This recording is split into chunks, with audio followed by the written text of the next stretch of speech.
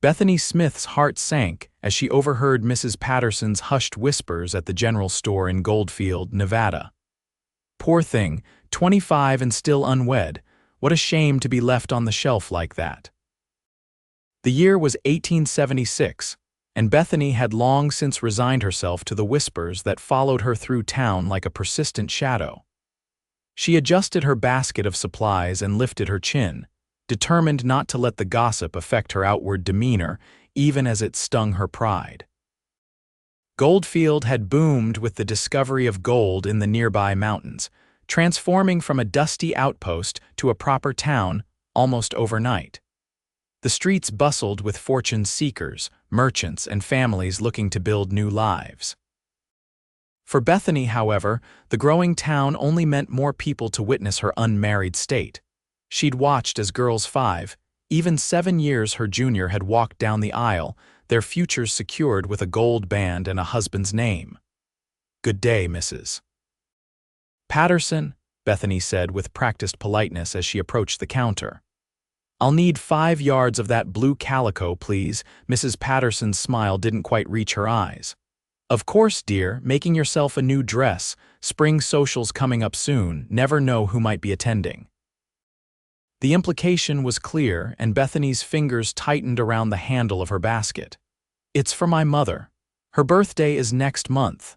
As the shopkeeper measured and cut the fabric, Bethany gazed out the store window. A cloud of dust announced the arrival of riders, a common sight in Goldfield. What was uncommon was the tall figure dismounting from a chestnut stallion. Broad-shouldered and confident, the stranger removed his hat, revealing sun-bleached brown hair as he spoke with the livery owner. "That's Thomas Daniels," Mrs. Patterson said, following Bethany's gaze. "Came in with the cattle drive from Texas. Word is he's looking to settle somewhere in these parts. Quite handsome, isn't he?" She paused meaningfully. "Though I imagine he'll be looking for a young bride to start a family. Men like that always want someone who can give them many healthy children." Bethany forced a smile as she paid for her purchase. Another reminder of what everyone saw when they looked at her, a woman whose prime childbearing years were slipping away. What they didn't see were the years she'd spent caring for her ailing father until his passing 2 winters ago, or how she'd kept their small ranch running alongside her mother when no one thought they could. She stepped out onto the wooden boardwalk, the spring sunshine warm on her face. As she adjusted her bonnet, her path intersected with the stranger's.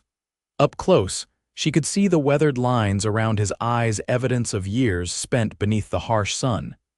His gaze caught hers, and to her surprise, he tipped his hat. "Afternoon, madam," he said, his voice carrying a slight Texan drawl. "Good afternoon," Bethany replied, fighting the unexpected flush that warmed her cheeks. She quickened her pace, eager to return to the safety of home where no one would comment on her age or marital status. The 2-mile ride back to the Smith ranch gave Bethany time to compose herself. Her mother, Margaret Smith, was hanging laundry when she arrived, her once auburn hair now streaked with gray but her spirit undiminished by the hardships they'd faced. "Any news from town?" Margaret asked as Bethany dismounted. "Nothing important," Bethany replied, choosing not to mention the handsome cowboy or Mrs. Patterson's comments. "Got your birthday fabric, though, the blue you've been eyeing," Margaret smiled. "You spoil me. Now come help with these sheets before the wind picks them up and carries them to California." That evening, as they sat on the porch watching the sunset paint the Nevada sky in vivid oranges and purples, Bethany found herself thinking of Thomas Daniels. It was foolish, she knew. Men like him didn't look twice at women like her, practical, plain, and past their prime by society's reckoning. "Something on your mind?" Margaret asked, her knitting needles clicking softly. "Do you ever regret marrying Pa?" Bethany asked suddenly. "You were only 18. Margaret's hands stilled. "Where's this coming from?" Bethany shrugged, "just thinking about life's choices." "I loved your father dearly," Margaret said after a moment, "but I was young and knew nothing of the world." There's wisdom in waiting, in knowing yourself before you join your life with another's. She reached over to squeeze Bethany's hand. Don't let this town's narrow thinking make you feel less than. The right man will see your worth." Bethany nodded, though she'd long since stopped believing in such fairy tales. She'd had suitors over the years, the banker's son who'd courted her briefly, before choosing a 16-year-old bride. The widowed store owner who'd made it clear he was looking for a mother for his children rather than a true partner. Each disappointment had reinforced the truth in Goldfield. A 25-year-old unmarried woman was an object of pity at best, ridicule at worst. 3 days later, Bethany was mending a fence on the northern pasture when the sound of hoofbeats drew her attention. Shielding her eyes against the sun, she recognized the chestnut stallion and its rider approaching. Her pulse quickened as she straightened, tucking loose strands of hair beneath her hat. Thomas Daniels reined in his horse a respectful distance away. "Miss Smith." "Your mother said I'd find you out here." Bethany frowned slightly. "You've been to our house." He dismounted, leading his horse closer. "Hope you don't mind. Sheriff Coleman mentioned your ranch might be looking for help and I'm looking for work." This was news to Bethany.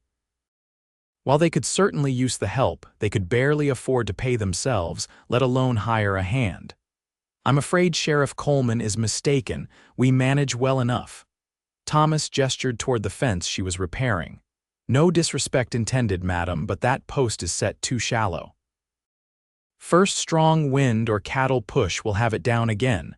Bethany bristled. "I've been repairing fences since I was 12, Mr. Daniels." "Thomas," he corrected with an easy smile that crinkled the corners of his eyes, "and I've been building them since I was 10. Mind if I show you a trick my pa taught me?" Against her better judgment, Bethany stepped aside. She watched as Thomas removed the post she'd set, dug the hole deeper, and positioned a few stones at the bottom before replacing the post and tamping the soil firmly around it. "The stones help with drainage," he explained. "Keeps the post from rotting as quick, also gives it more stability." Bethany had to admit it was clever. "Thank you for the demonstration," she said stiffly, "but as I said, we're not hiring." Thomas leaned against the newly set post, studying her with those keen eyes. "How about a trade, then? I need a place to stay while I get my bearings, figure out if Goldfield's where I want to settle. You need help around this ranch, don't argue, I can see it plain as day. Your south pasture fence is down in at least 3 places, your barn roof's missing shingles, and that windmill hasn't pumped water in weeks, I'd wager." Bethany wanted to deny it, but everything he said was true. She and her mother had been barely keeping up with essential tasks. "What exactly are you proposing? Room and board in exchange for my labor. I'll help get this place back in shape. If after a month you're not satisfied with my work, I'll move on, no hard feelings." It was a generous offer, too generous. "Why?" Bethany asked bluntly. "Why us? There are bigger ranches that could pay you proper wages." Something flickered in Thomas's expression. "I prefer working for people who appreciate it. Big ranchers see hands as interchangeable parts. Besides," he added with another disarming smile, "your mother makes the best apple pie I've tasted since leaving Texas." Bethany couldn't help but laugh. "You've already charmed her with compliments on her baking. No wonder she sent you my way." She considered the offer. They did need the help desperately, and it would only be for a month. "All right, Mr. Daniels, Thomas," he insisted again. "Thomas," she conceded, "1 month, but you'll take your meals with us and follow my lead on which tasks need doing first." He extended his hand. "Deal." As they shook on it, Bethany couldn't ignore the warmth of his calloused palm against hers or the strange flutter in her stomach. This arrangement was practical, nothing more, she reminded herself. The last thing she needed was to develop feelings for a drifter who'd be gone with the next cattle drive. Word of Thomas's presence at the Smith Ranch spread through Goldfield faster than a prairie fire. When Bethany rode into town for supplies the following week, she could feel curious eyes following her, hear the whispers behind gloved hands. "Heard you've got a handsome cowboy staying at your place," said Eliza Johnson, the milliner's wife, as Bethany selected coffee beans at the mercantile. "Your mother must be pleased to have a man around the house again." Mr. Daniels is helping with repairs in exchange for room and board, Bethany replied evenly. It's a business arrangement. Eliza's smile was knowing. Of course it is, dear. Though he could certainly do worse than you despite. Well, you know. Bethany knew exactly what Eliza meant despite her age, despite being considered past her prime. She finished her shopping quickly and was loading her purchases into her wagon when a voice called her name. Miss Smith. Wait up a moment. Turning, she saw Thomas jogging toward her from the direction of the hardware store, a burlap sack slung over his shoulder. Got those hinges for the barn door, he said, placing the sack in her wagon, and some nails for the roof repair. He glanced at the loaded wagon. That's quite a haul. Need help with anything else? Bethany was acutely aware of the stares they were attracting. No, thank you, I'm perfectly capable. Never said you weren't, Thomas replied, unfazed by her coolness. Just offering a hand. He looked around at the bustling street. This is quite a town you've got here, livelier than I expected. Gold has that effect, Bethany said. Though the big strike was a few years back, things have settled some since then. Thomas nodded. Been to the saloon yet? Heard they've got a decent piano player. That would hardly be appropriate, Bethany said stiffly, imagining the scandal if she were seen entering such an establishment. Thomas's expression was puzzled. I meant for supper. They serve a good steak, according to the blacksmith. Thought maybe you and your mother might enjoy a night out. My treat as thanks for taking me in. Bethany felt foolish for misunderstanding. That's kind of you, but unnecessary. Not about necessity, Thomas said. Sometimes it's nice to do something just because it brings joy. He tipped his hat. Think about it, offer stands. With that, he turned and headed back toward the hardware store, leaving Bethany with an odd mixture of embarrassment and something that felt dangerously like hope. Over the next 2 weeks, Thomas proved his worth 100 times over. He repaired the windmill, patched the barn roof, rebuilt the fallen sections of fence, and even found time to reinforce the chicken coop against predators. He worked from sunrise to sunset, stopping only for meals, which were increasingly lively affairs. Margaret seemed years younger in his presence, laughing at his stories of cattle drives and the characters he'd encountered in his travels. Bethany found herself warming to him despite her initial reservations.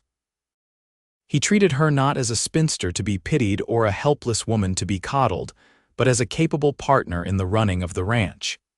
He sought her opinion on repairs, respected her knowledge of the land, and never once commented on her unmarried status. One evening, as Thomas chopped firewood and Bethany collected the split logs, she finally asked the question that had been on her mind. Why aren't you married? Thomas paused mid-swing. That's mighty direct. You don't have to answer, Bethany said quickly, regretting her boldness. No, it's a fair question. He set down the axe and wiped his brow. Came close once. Emily was her name, daughter of a rancher I worked for in Texas. We were engaged to be married when typhoid swept through the county. His expression darkened with memory. She didn't make it. I'm sorry, Bethany said softly. I shouldn't have asked. Thomas shook his head.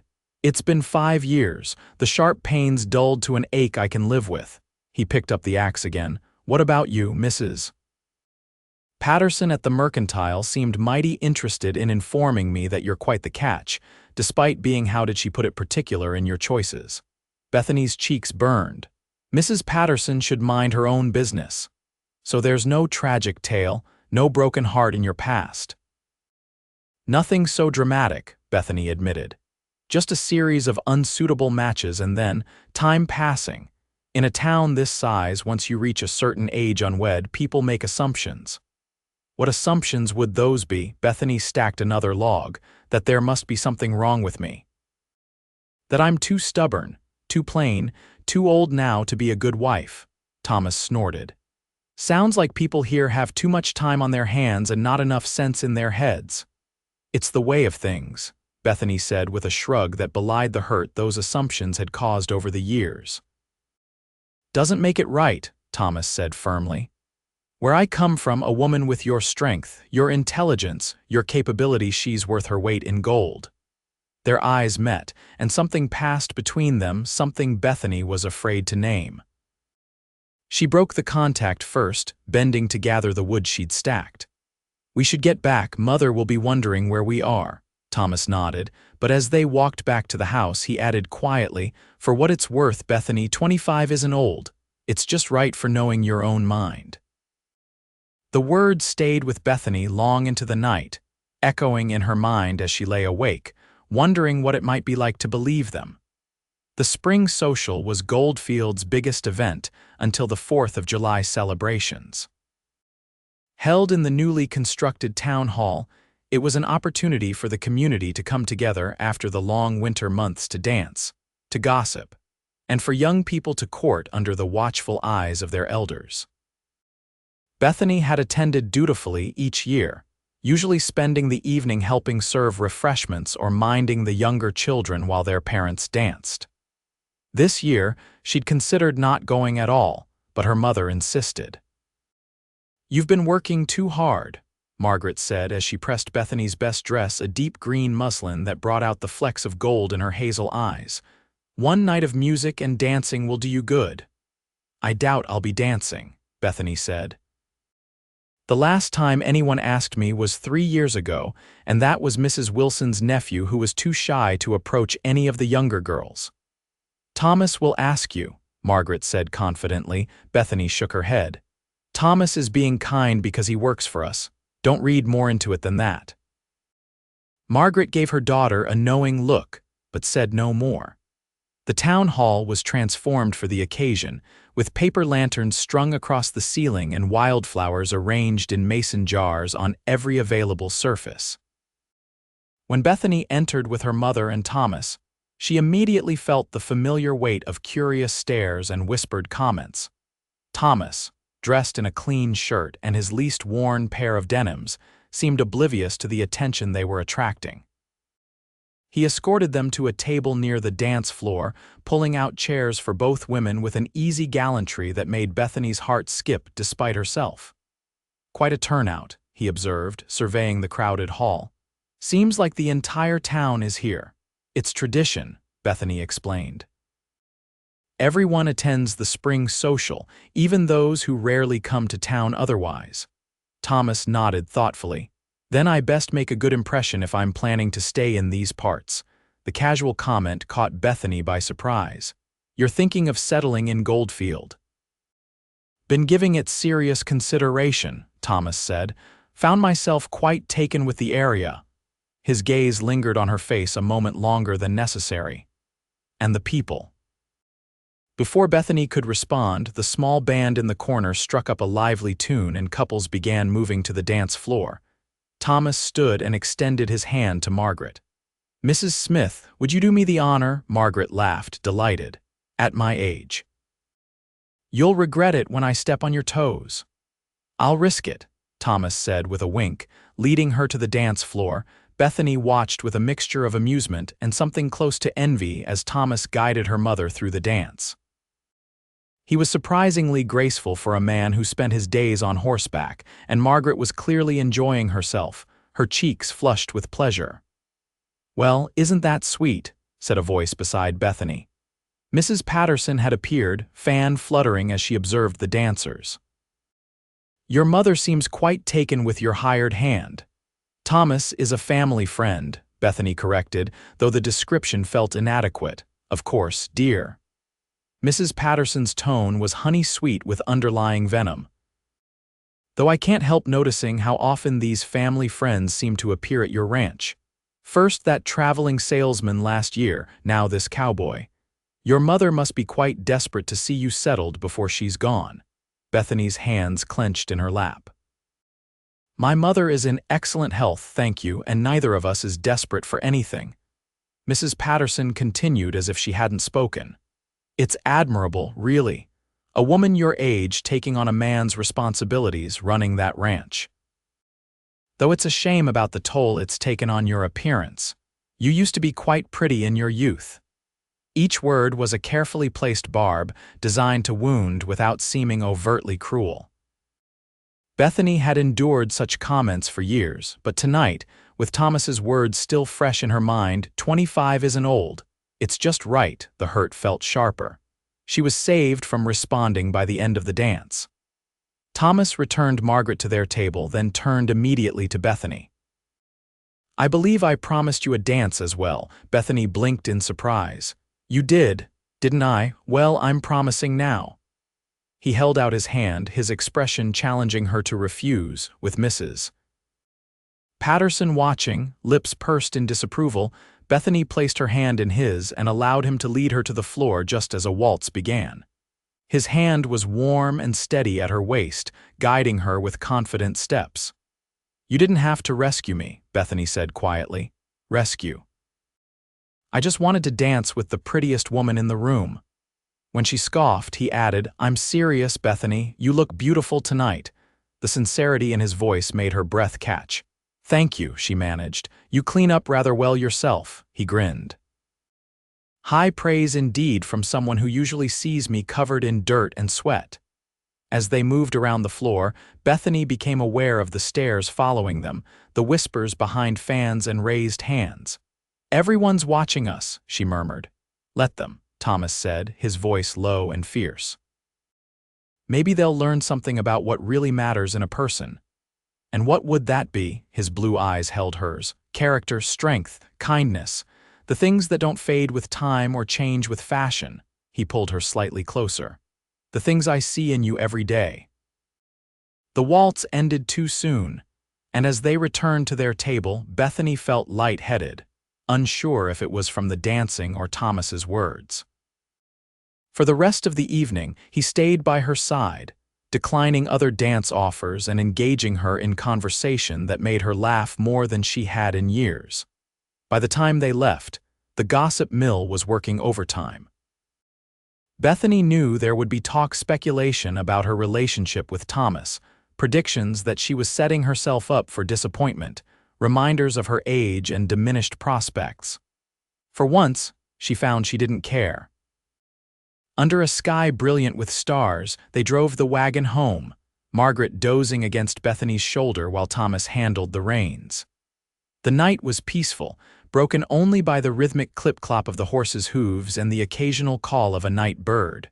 "Thank you," Bethany said softly, "for making this evening special." Thomas glanced at her, his profile strong in the moonlight. "It was my pleasure, truly."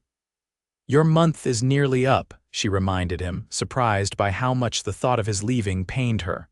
"What will you do next?" He was quiet for a long moment. "I told you I'm considering staying in Goldfield. I meant it.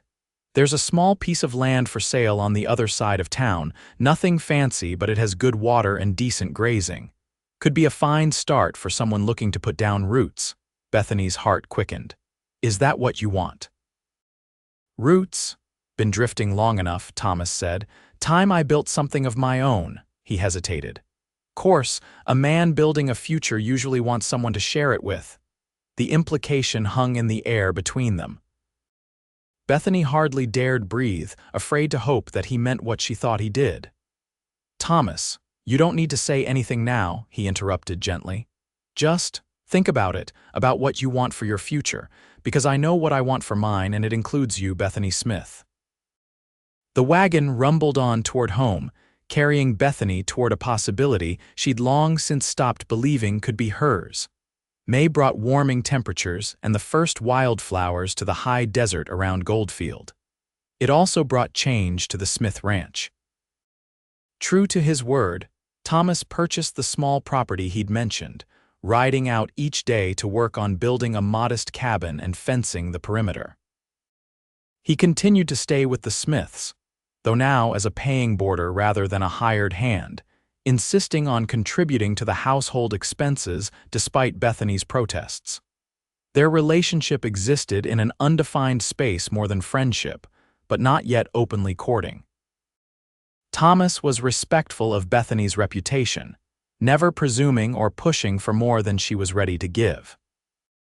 Yet there were moments his hand lingering on hers when passing the coffee pot, their shoulders touching as they worked side by side, the way his eyes sought hers across a room that made her increasingly certain of his intentions. One evening in late May, as they sat on the porch watching a spectacular sunset paint the sky in fiery hues, Thomas broke their comfortable silence. "My cabin's nearly finished," he said. "Another week, maybe two, and it'll be ready to live in." Bethany nodded, trying to ignore the hollow feeling the statement created in her chest. "You've worked hard on it. Been thinking," he continued, his voice carefully casual, "that it's a bit bigger than a single man needs. Has 2 bedrooms, a nice kitchen space. Planning for the future." Bethany asked, her heart thumping uncomfortably. Thomas turned to face her, his expression serious. "Hoping for one, yes." He took her hand. "Bethany, I've never been one for fancy words or grand gestures. I'm a simple man with simple dreams, land of my own, honest work, a good woman to share my days with." Bethany's breath caught. "Thomas, let me finish," he said gently. "I know what folks in town say about you being too old for marriage at 25, it's nonsense. Pure foolishness from people who measure life by other people's standards instead of what truly matters." His thumb traced circles on the back of her hand. "You're just right for me, Bethany Smith. The perfect age to know your mind, to understand what marriage really means, to be a true partner rather than just a pretty face who'll wilt under the first hardship." Tears pricked at Bethany's eyes. "You make it sound so simple." "It is simple," Thomas insisted. "I love you. Have almost from the first moment I saw you fixing that fence, too proud to admit you needed help but too practical to turn it down when offered." He reached into his pocket and pulled out a small object. "I'm asking you to marry me. Not because you need a husband or I need a wife, but because I believe we'd build something beautiful together." He opened his palm to reveal a ring, a simple gold band with a small pearl nestled between 2 tiny diamonds. "It was my mother's," he explained. "Not fancy, but genuine. Like what I feel for you." Bethany stared at the ring, tears now flowing freely down her cheeks. For so long, she'd convinced herself that marriage wasn't in her future, that she'd missed her chance while caring for her father and managing the ranch. She'd built walls around her heart, telling herself she was content with her independence, that she didn't need the complications a husband would bring.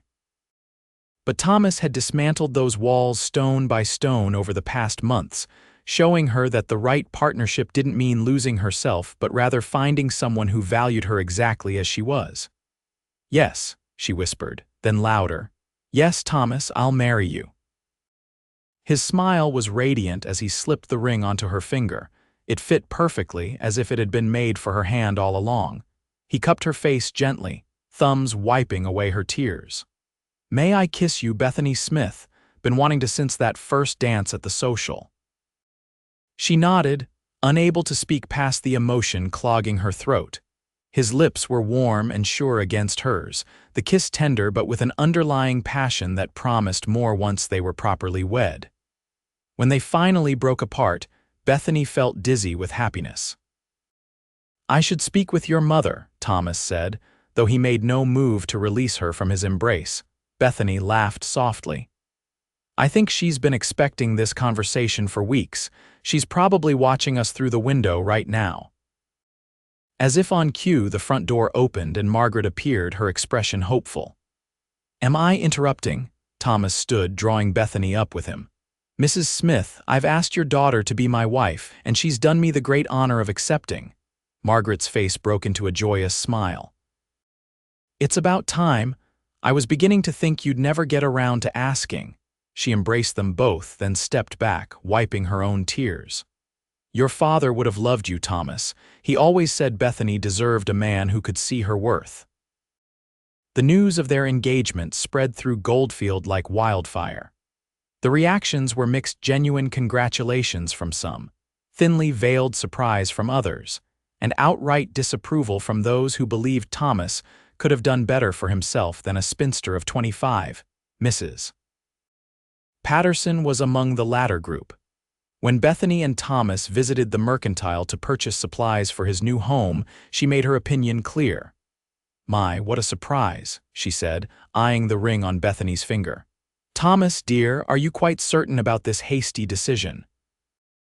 There are several lovely young ladies in town whose fathers would be most generous with a dowry. The Wilkinson girl, for instance, only 17 and already an accomplished pianist. Thomas's arm tightened around Bethany's waist. Thank you for your concern, Mrs. Patterson, but I'm marrying for love, not a dowry. And there's nothing hasty about my decision. I knew Bethany was the one for me the moment I saw her. Mrs. Patterson's lips thinned. Well, I suppose at her age, Bethany can't afford to be particular. The biological clock waits for no woman after all. Bethany felt Thomas tense beside her, but before he could respond, she placed a calming hand on his arm. You're absolutely right, Mrs. Patterson, she said sweetly. At 25, I've gained enough wisdom to know a good man when I find one, rather than being swayed by superficial charms or others' opinions. It's quite liberating, really. I highly recommend it. She turned to Thomas. Darling, we should go.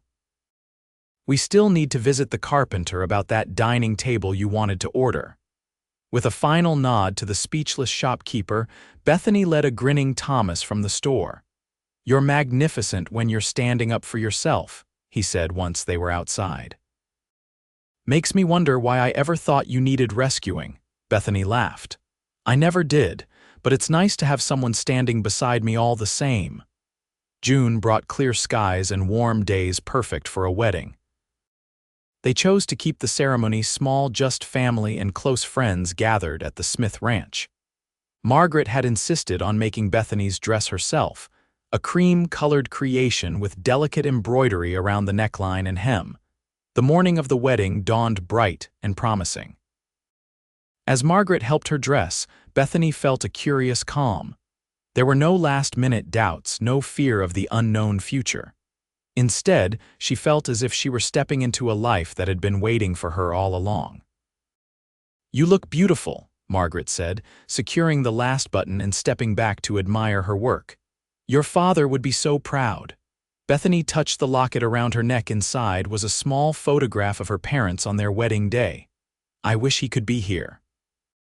He is in all the ways that matter, Margaret assured her. In the strength he taught you, the independence he encouraged, the love he showed you. Those gifts prepared you for this day, for a man who would value them rather than try to diminish them. A knock at the door interrupted them. Everyone's ready, called Eliza Johnson, who had surprised Bethany by becoming one of her staunchest supporters once the engagement was announced. The preacher's getting fidgety. Outside, the ranch yard had been transformed. Wildflowers in mason jars lined the path to a simple arch constructed of ranch timber and decorated with more wildflowers. Beneath it stood Thomas, looking uncharacteristically nervous in his new suit, the local preacher beside him. As Bethany walked toward him on her mother's arm, the whispers and judgments that had followed her for years faded to nothing. All she could see was Thomas, his eyes lighting up as they met hers, his smile widening with each step she took toward their future together. The ceremony was brief but heartfelt. When the preacher pronounced them husband and wife, Thomas didn't wait for permission to kiss his bride. He gathered Bethany into his arms and kissed her with such tenderness that several of the guests were moved to tears. Mrs.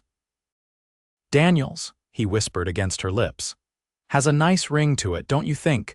Bethany smiled, her heart so full she thought it might burst. The nicest. The celebration continued into the evening, with food and dancing and more genuine well-wishes than Bethany had expected. As the sun began to set, the newlyweds slipped away from the festivities and rode to Thomas's, now their cabin. He insisted on carrying her over the threshold, setting her down gently in the main room. Welcome home, he said softly.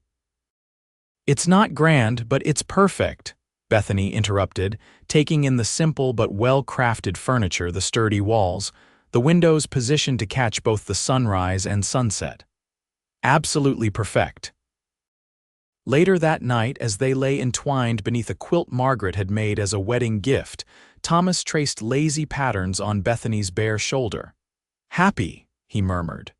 More than I ever thought possible, she answered truthfully. I'd given up on this, on having a husband, a family of my own. Everyone made it seem like my time had passed, like I'd missed my chance. Thomas propped himself on an elbow, his expression serious in the moonlight filtering through the window. There's no timetable for happiness, Bethany, no expiration date on dreams. Anyone who says different is selling something, usually their own narrow view of how life should be lived. He kissed her softly. Besides, the way I see it, you weren't waiting for marriage all those years. You were waiting for me, and I was making my way to you as fast as I could. The thought was so beautiful, so perfect in its simplicity, that Bethany felt tears prick her eyes. I love you, Thomas Daniels. And I love you, Bethany Daniels, every strong, wise, 25-year-old inch of you. The following months brought changes both expected and surprising. Bethany and Thomas settled into married life with an ease that convinced both they had indeed been meant for each other. They worked side by side to expand their small ranch, combining Thomas's knowledge of cattle with Bethany's experience in managing land in the high desert climate. By August, they had a modest herd of 30 head, with plans to double that number by the following spring. Margaret divided her time between the Smith Ranch, which Bethany still helped manage, and the Daniels homestead. She seemed rejuvenated by her daughter's happiness and the addition of Thomas to their family. When Bethany and Thomas suggested she sell the Smith property and move in with them permanently, she surprised them both. I think not, she said firmly over Sunday dinner. That ranch was my home with your father for 30 years, Bethany. I'm not quite ready to let it go. She smiled to soften her words. Besides, you two need your privacy. Newlyweds shouldn't have a mother-in-law underfoot. Thomas reached across the table to squeeze her hand. You're never underfoot, Margaret, but we understand. Just know there's always a place for you here when you want it. September brought the first hint of autumn to the high desert, along with an unexpected letter from Texas. Thomas read it with a furrowed brow, then passed it to Bethany. My brother's coming, he explained as she scanned the cramped handwriting. Benjamin's always been restless, never could settle in one place for long. Says he's thinking of trying his luck in the Goldfields farther north. Bethany nodded, returning the letter. He's welcome to stay with us while he's passing through. Benjamin Daniels arrived 2 weeks later, the family resemblance clear in his height and build, though his hair was darker and his eyes green rather than blue. Where Thomas was steady and measured, Benjamin was all restless energy and quick charm.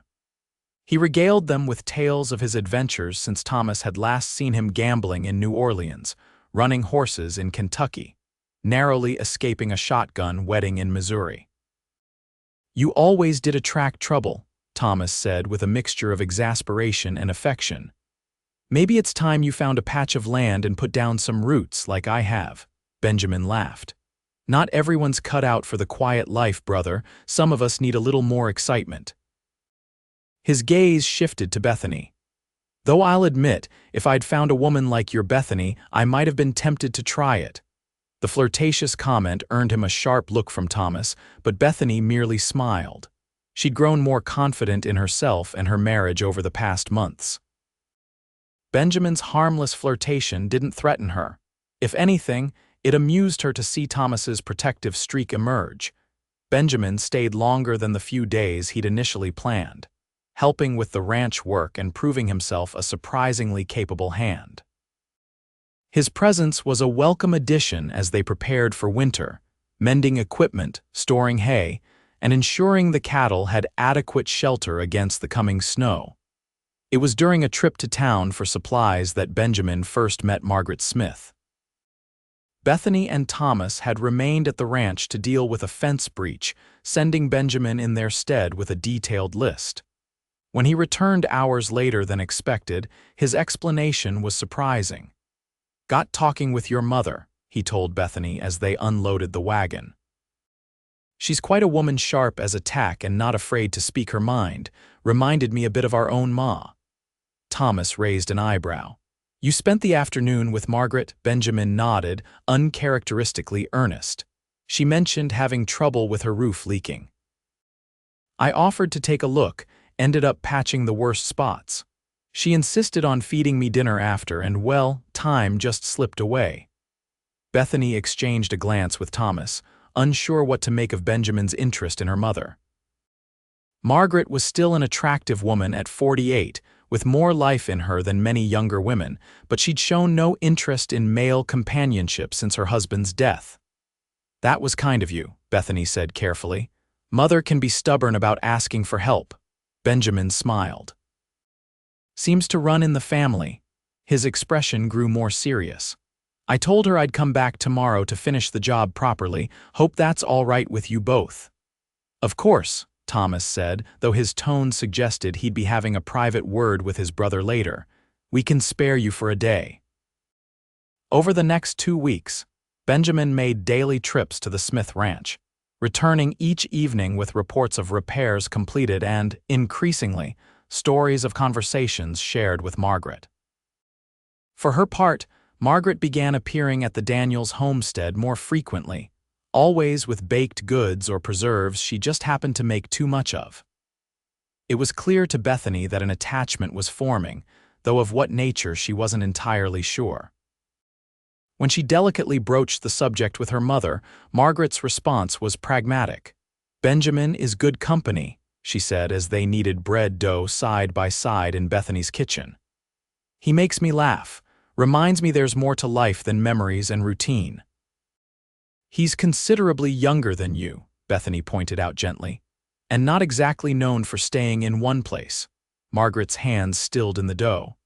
"I'm well aware of both facts, Bethany. I'm not a starry-eyed girl building castles in the air. Benjamin's friendship is a gift I'm enjoying for as long as it lasts," she resumed kneading. "At my age, you learn to appreciate the present without demanding promises of the future." Bethany nodded, accepting her mother's wisdom. Still, she worried.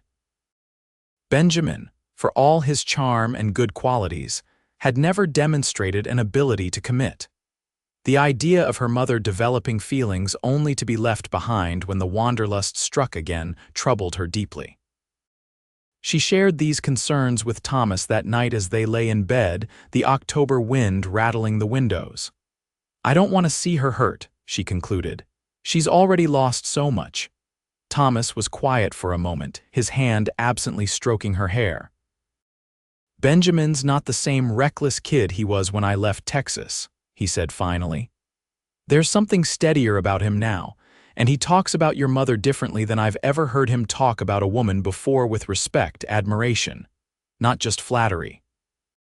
"You think his intentions are serious," Thomas sighed. "I think he might not know himself yet, but I also think Margaret is wise enough to protect her heart if needed." He kissed Bethany's forehead. "Not everyone finds their perfect match at 25, you know." The comment made Bethany smile despite her worries. "Careful, your bias is showing." "Not bias," Thomas corrected. "Experience. The best things come to those who know exactly what they're looking for." As October gave way to November, the first snow dusted the mountains surrounding Goldfield. Benjamin, who had originally planned to continue north before winter set in, showed no signs of departure. Instead, he spent increasingly more time at the Smith ranch, helping Margaret prepare for the harsh Nevada winter. On Thanksgiving, the families gathered at the Daniels homestead for a feast that celebrated both the holiday and the news Bethany and Thomas had been saving to share. They were expecting a child in early summer. The announcement was met with joy, Margaret weeping happy tears as she embraced her daughter, and Benjamin clapping his brother on the back with uncharacteristic emotion. Later, as the men smoked pipes on the porch and the women washed dishes, Margaret confided in Bethany. "Benjamin's asked me to marry him," she said quietly. Bethany nearly dropped the plate she was drying. "What, when?" "Last week," Margaret replied. "I haven't given him an answer yet." "Mother, are you certain? It's so sudden, and he's younger, yes, restless by nature, I'm well aware." Margaret's expression was serene. "But he makes me feel alive again, Bethany. After your father died, I thought that part of my life was over. Benjamin's shown me it doesn't have to be." Bethany set down the dish towel. "What will people say?" The gossip. Margaret laughed softly. "My dear daughter, surely you of all people know how little other people's opinions matter when it comes to matters of the heart. You weathered far worse when you married Thomas." That was different, Bethany protested. Was it? Margaret raised an eyebrow. Society has rules for women at every age: too young, too old, too widowed. I spent 30 years in a loving marriage with your father. Whatever time I might have with Benjamin, whether it's years or just months, would be a blessing I never expected. Bethany studied her mother's face, the familiar lines around her eyes, the silver threading through her auburn hair, but also the new brightness in her gaze, the slight flush in her cheeks.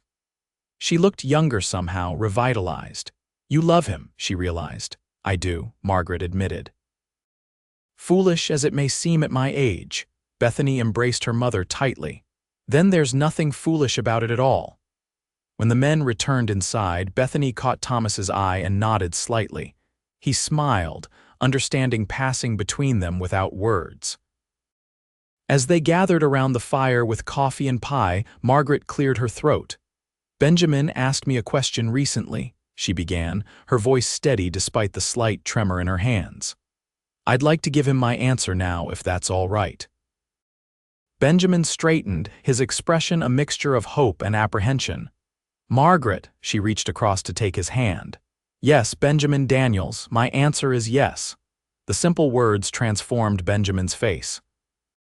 Gone was the restless wanderer, replaced by a man who looked as though he'd finally found his true north. He lifted Margaret's hand to his lips. You've made me the happiest man in Nevada. Thomas raised his coffee cup. To family, the ones we're born with, the ones we choose, and the ones yet to come. As they toasted, Bethany felt a profound sense of rightness settle over her. A year ago, she'd been considered past her prime, her prospects diminished by society's arbitrary timeline. Now she sat in a home she shared with a husband who adored her, carrying their child, celebrating her mother's unexpected second chance at love. The winter of 1876-77 was harsh, even by Nevada standards. Heavy snow isolated the ranches for weeks at a time, making travel to town difficult and sometimes dangerous. Benjamin moved into the Smith ranch permanently, his proposal having accelerated their wedding plans to a simple ceremony just before Christmas, performed by the same preacher who had married Bethany and Thomas. Despite the challenging conditions, it was a winter filled with joy. The two families visited whenever weather permitted, sharing meals, stories, and plans for the future. Benjamin proved his commitment daily, not just in words but in actions, rising before dawn to tend the livestock, ensuring Margaret's comfort, adapting to ranch life with unexpected enthusiasm. Never thought I'd see my brother voluntarily mucking stalls in sub-zero temperatures, Thomas remarked during one of their visits. Marriage agrees with him, Margaret smiled. He says the same about you, claims you're less stuffy now. Stuffy, Thomas protested, making Bethany laugh. Principled, she corrected, patting his arm. Benjamin's word for anyone who thinks more than 5 minutes ahead. As the snow began to melt in late March, revealing patches of mud and the first hardy wildflowers, Bethany's condition became increasingly evident. Her dresses needed letting out, and the baby's movements grew strong enough for Thomas to feel when he placed his hand on her rounded belly. Active little thing, he said with wonder after a particularly vigorous kick. Going to be a handful, I expect. Like its father, Bethany teased. Always in motion, always working on something. Thomas smiled, his hand remaining on the swell of their child. I hope it has your spirit, though, your determination, your heart. April brought business opportunities as well as personal joy. A wealthy rancher from California passed through Goldfield, impressed by the quality of the Daniels' small herd. After lengthy negotiations, he contracted to buy 50 head the following spring, with the potential for an ongoing arrangement if the quality remained high. This could change everything, Thomas told Bethany excitedly after the rancher departed. With a guaranteed buyer for our cattle, we could expand the herd, maybe purchase that additional grazing land to the east. Bethany smiled at his enthusiasm. One step at a time. Let's focus on delivering this baby and raising those 50 head first. Thomas kissed her soundly. Always the practical one. It's why we make such a good team. May arrived with warm breezes and the desert in bloom. Bethany's time grew near, her movements slower, her body preparing for the birth. Margaret and Benjamin visited often. Bringing meals and helping with chores Thomas couldn't manage alone while also tending to Bethany.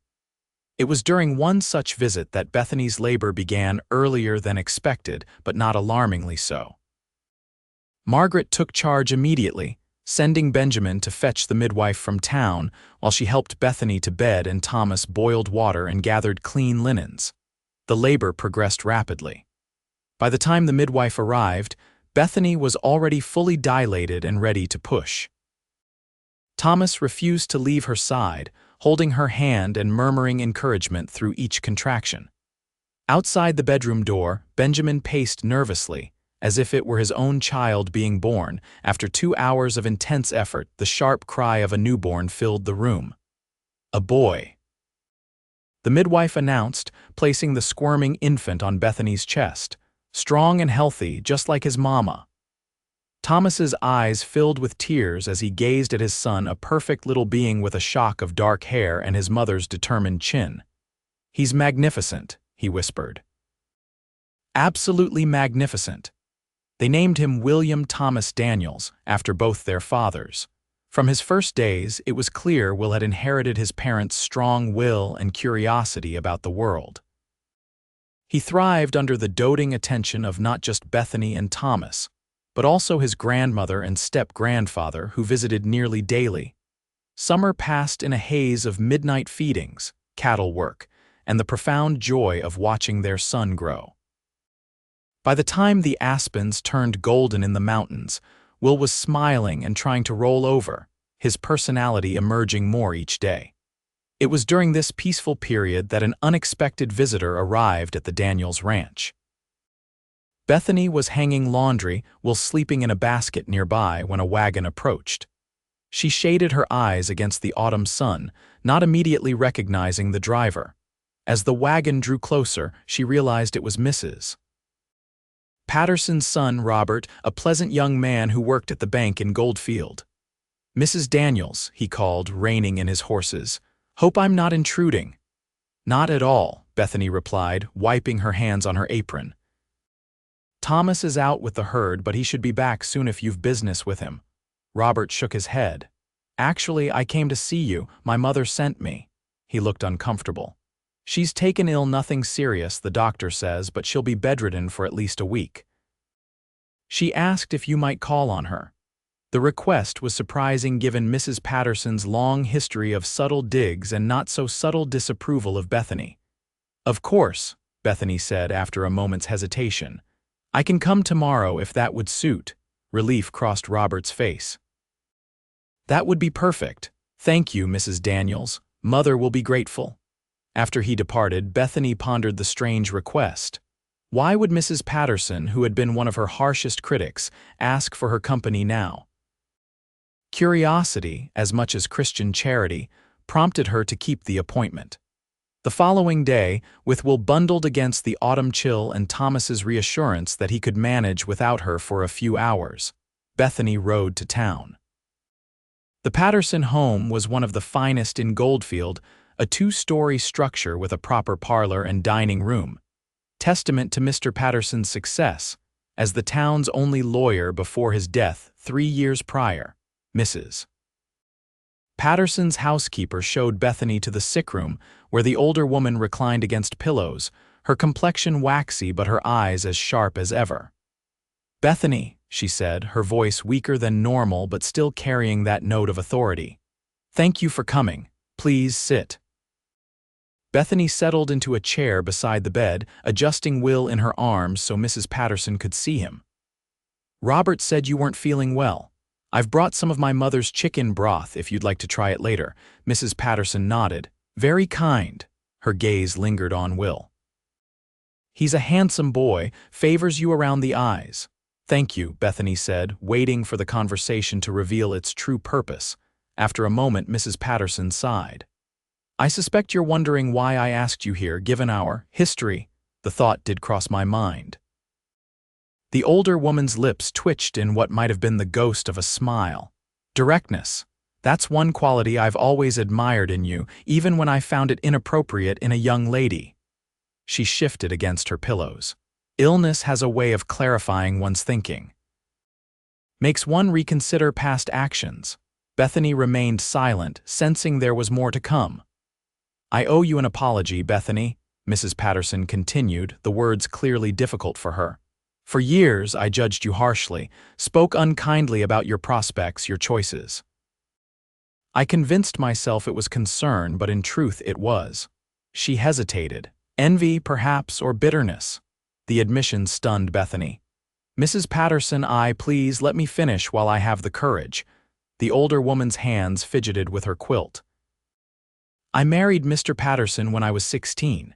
It was arranged by our families, advantageous for all concerned except perhaps the bride and groom. We built a respectable life together, raised our son, but there was never warmth between us.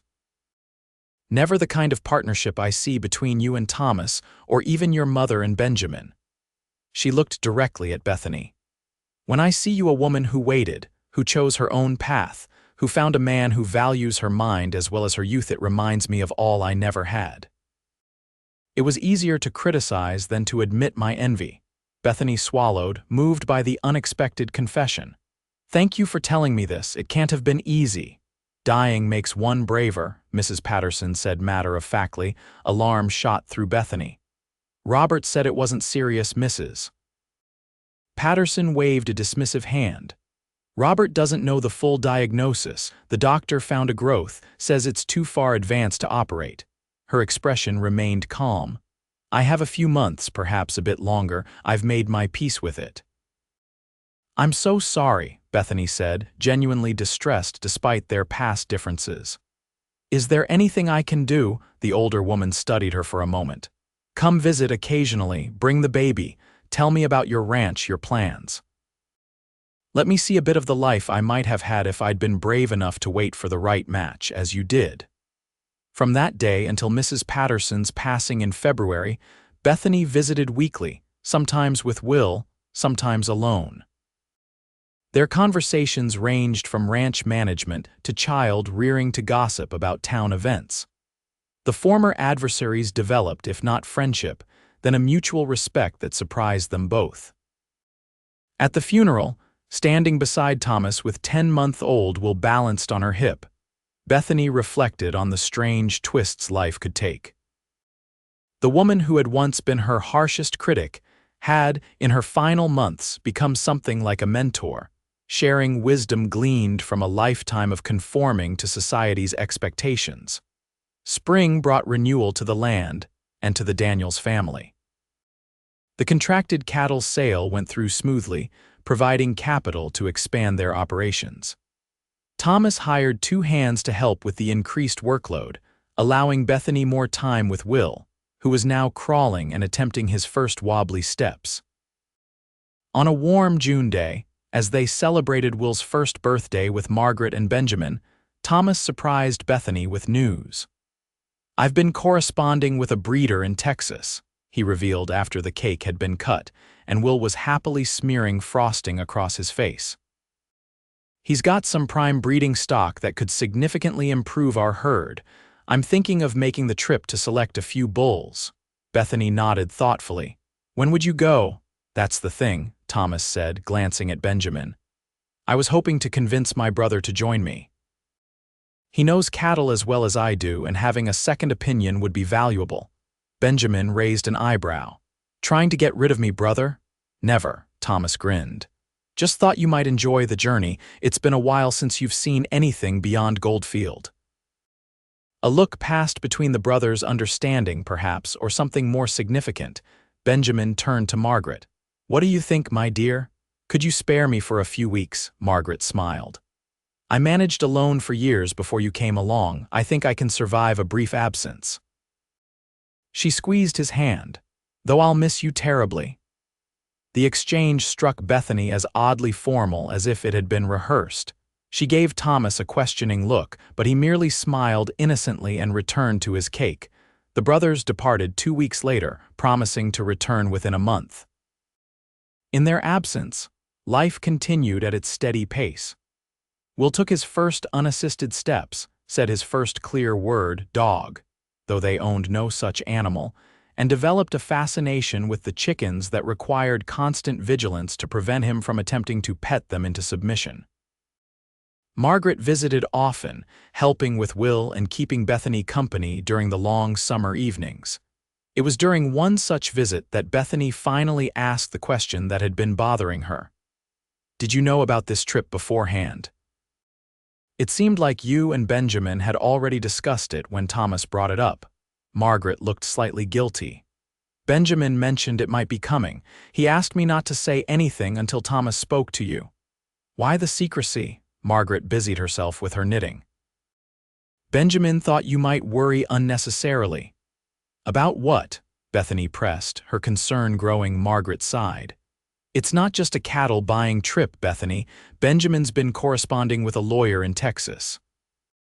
It seems their father left some property that's only recently been cleared of legal complications. They've gone to claim it." Bethany frowned. "Why wouldn't Thomas tell me that? We've never kept secrets from each other." "I believe," Margaret said carefully, "that they wanted to be certain of the inheritance before raising hopes or concerns. Property can be complicated, especially when it's been tied up in legal matters for years." Though the explanation was reasonable, Bethany couldn't shake the feeling that there was more to the story. That night, alone in the bed she shared with Thomas, she found sleep elusive, her mind turning over possibilities both mundane and alarming. The brothers returned exactly when promised, arriving on a sweltering August afternoon with not only the breeding bulls they'd gone to purchase, but also a wagon loaded with crates and trunks.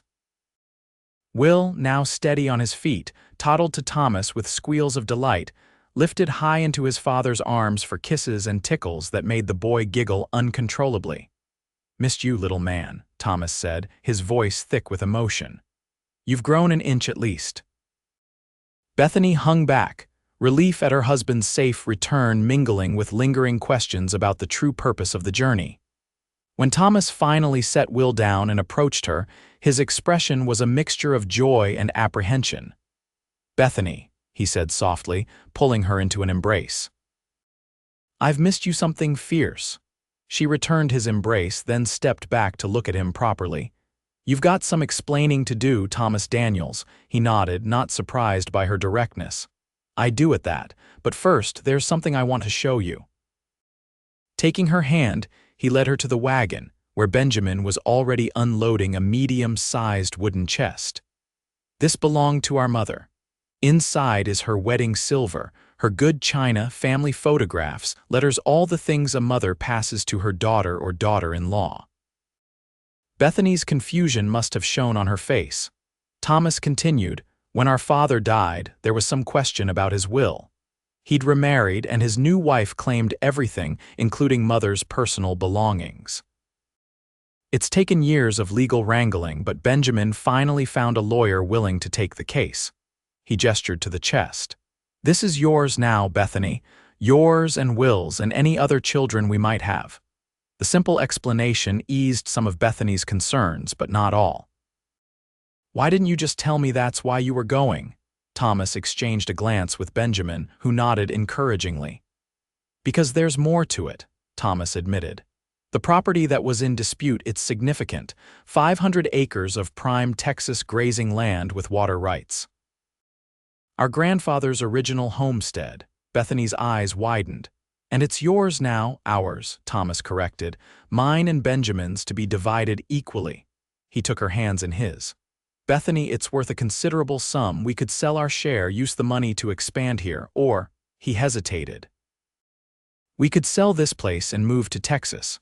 The house on the property is large, well built. There's a good school nearby for Will when he's older. The land could support 3 times the cattle we run here." The suggestion took Bethany's breath away. Leave Nevada. Leave the ranch they'd built together, the life they'd carved out. "This is our home," she said finally. "Will was born here. We've put so much of ourselves into this land." Thomas nodded. "I know, and if you want to stay, we stay. The decision is ours to make together." I just wanted you to know all the options before us. Bethany looked to Benjamin, who had moved to stand beside Margaret. What about you? Will you be selling your share and staying in Goldfield? Benjamin cleared his throat. Actually, Margaret and I have been discussing a change of scenery ourselves. He looked at his wife with unmistakable tenderness. She's never seen Texas, and I've been promising to show her where Thomas and I grew up. Margaret smiled. I've spent my entire life in Nevada. The idea of a new adventure at my age is quite appealing. She reached for Bethany's hand. Of course, leaving you and Will would be the hardest part, unless… The implication hung in the air. Bethany looked around at the three people who, along with Will, constituted her entire world. The idea of all of them building new lives together in Texas with more resources, more opportunities was suddenly not as frightening as it had first seemed. I need time to think, she said finally. This is a big decision. Thomas kissed her forehead. Take all the time you need, there's no rush. Over the next few weeks, Bethany considered the options carefully. She visited their land, walking the boundaries and remembering the work they'd put into every acre. She spent time in town, observing the changes as Goldfield continued to grow and evolve. She talked with Margaret, with Benjamin, and most importantly, with Thomas long, honest conversations about what they wanted for themselves and for Will. In the end, the decision became clear. The opportunities in Texas, better schools for Will and any future children, richer land.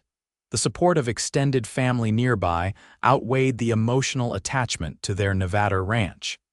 The sale of both properties, the Daniels homestead and the Smith ranch, was completed by early October.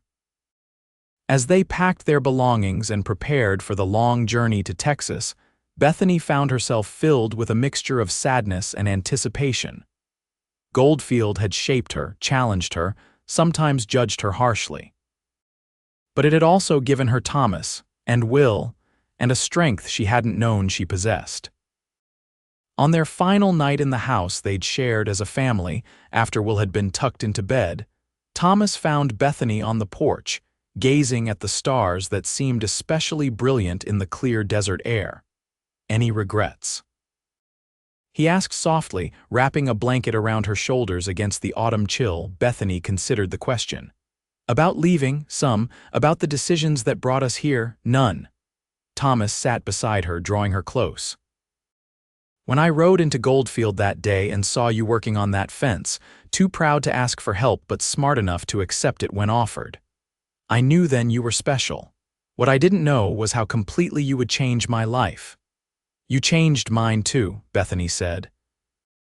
You really saw me when everyone else had decided I was past my prime at 25. Thomas laughed softly. The fools. They couldn't see that 25 isn't old, it's just right. Right for knowing your own mind, for understanding what matters in life, for being a true partner rather than just a pretty face or a convenient arrangement. He kissed her, a gesture as familiar now as breathing yet still capable of sending warmth spreading through her. I thank God every day that you weren't snapped up by some local boy when you were 18. That you waited, whether by choice or circumstance, until we could find each other. Bethany rested her head against his shoulder, content in a way she'd never imagined possible during those years of whispers and pitying glances. We should write a letter to Mrs. Patterson's son before we leave, she said. Tell him where to forward any mail. Thomas nodded. We should also visit your father's grave one last time. And invite the preacher and his wife for a farewell dinner, Bethany added. They've been good friends to us. As they continued planning their goodbyes, Bethany marveled at how different her life was now from what she'd expected, when she'd overheard those hurtful whispers in the Mercantile just 2 years ago. Then she'd been the spinster Smith girl, the one who'd missed her chance, the cautionary tale mothers told their daughters. Now she was Bethany Daniels' beloved wife, adored mother, respected rancher, embarking on a new adventure with the family she'd created. Not despite being 25 when she'd found love, but because of it. Those extra years had given her wisdom, strength, and the ability to recognize a good man when he appeared in her life. As if reading her thoughts, Thomas murmured, "You were worth waiting for, Bethany Smith." Every day, every minute, she smiled in the darkness. So were you, Thomas Daniels, so were you. The journey to Texas would be long, the challenges of building a new life substantial. But they would face them together, strengthened by the love they'd found when neither was expecting it, when the world had written Bethany off as too old and Thomas had known she was just right. And in that certainty, in the family they'd created and the future they would build, Bethany found a joy deeper and more enduring than she'd ever dared to dream possible.